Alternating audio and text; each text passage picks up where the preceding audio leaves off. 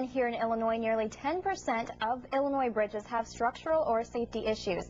And Governor Rod Blagojevich wants a thorough review of the most sensitive ones. Newswatch spoke with the Illinois Department of Transportation today, and they tell us that a bridge that crosses the Wabash River at Mount Carmel was inspected today. Though that bridge is not in our immediate area, IDOT says inspectors will be out every day making sure all of the almost 8,000 bridges in the state are safe. Newswatch's Matt Getty joins us now live with more on this conversation with the IDOT officials, along with an interview with a man from Champaign who is making arrangements to get home to his family in Minneapolis. Good evening, Matt. Yeah, good evening, Chris. Kristen, you know, U of I professor Paul Valor has lived in that area for quite some time up north of us. He just moved here about 2 years ago, and he tells me it's going to be hard not to see the bridge there when he returns. It's really the main artery that brings commuters, that brings shoppers, that brings truckers, and I might add the University of Minnesota to and from the various campuses and to and from the downtown.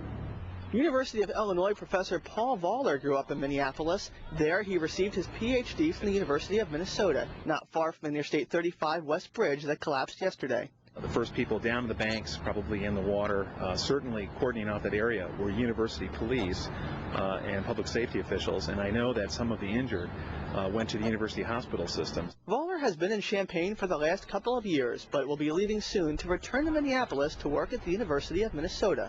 The university is not just a bystander, they're really a vigorous player in this, and I think as they get into investigations of what went wrong evidently at the bridge and what they're going to do in the way of traffic plans and redevelopment in that area, the university will be an important stakeholder and an important player. The events in Minnesota now have transportation departments all over the country, including Illinois, inspecting their bridges and overpasses.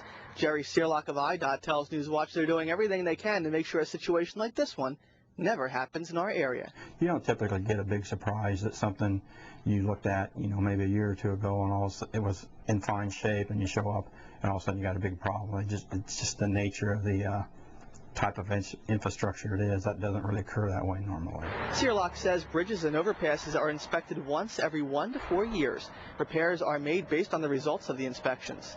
It's probably fine by the standards the day it was built, but as you know, our standards change as time go along, so it may not have the right vertical clearance, it may not have the right waterway opening, it may not be the right width. But the type of repairs would depend on the type of bridge or overpass in question. While many bridges suffer flood and water damages, others experience cracked concrete and warped roadways. Now, IDOT officials tell me they're out right now. They're making sure that all the roadways are okay, all the bridges and overpasses are okay, looking for cracks or anything unusual. They say that there's only 2 bridges in our area that are closed as of so far this summer, and one of those bridges are actually closed because of an overturned truck carrying chemicals that warped away some of the steel. Live in the newsroom, I'm Matt Getty reporting for WEIU Newswatch.